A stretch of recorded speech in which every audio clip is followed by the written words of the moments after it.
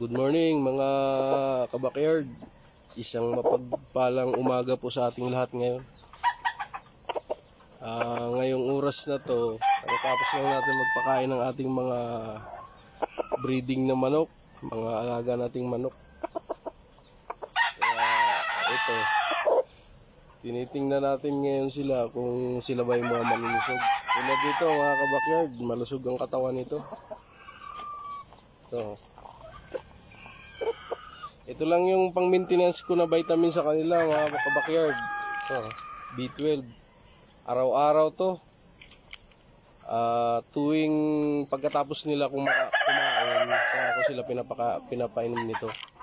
Yun lang yung maintain ko sa kanila kabakyard. Kaya yung mga katawan nila bulto na magaan, saka kulang-kulang mukha. Ito lang yung kabakyard.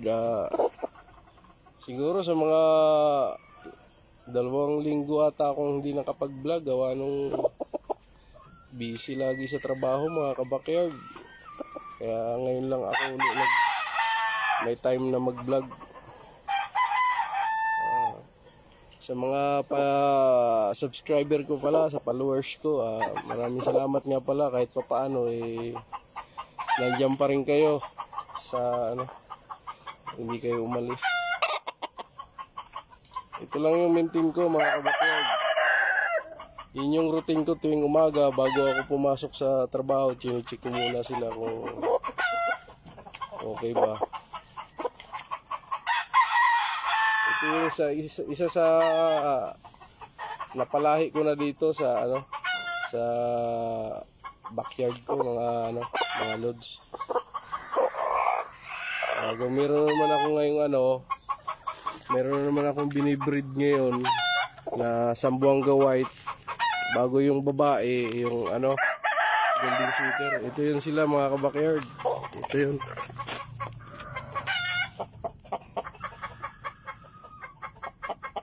Bago ito naman yung Zamboanga White ko.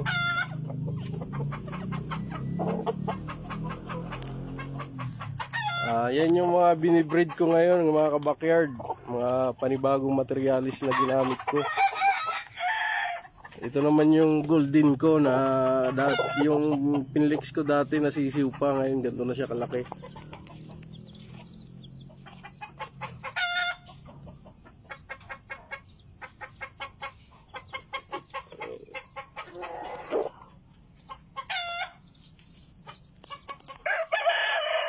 Yun lang yung maintain ko sa kanila mga kabakyard.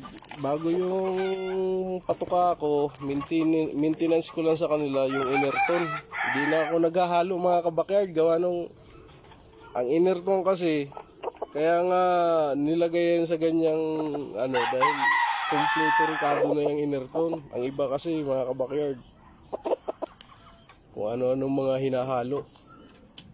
Sa akin maintenance ko na lang mga kabakyard yung Enerton. Kasi ang Enerton kasi alam na mga eksperto yan kung ano yung mga halo dapat at tamang timpla para sa ating mga alagang mga manok. Yun lang mga kabakyard sa bago sa mga mga 2 months, 3 months, 4 months ang patuka ko dyan 3 plus lang mga kabakyard, kasi nakita ko naman kompleto naman yung mga halo ng patuka. May mga crackhorn bago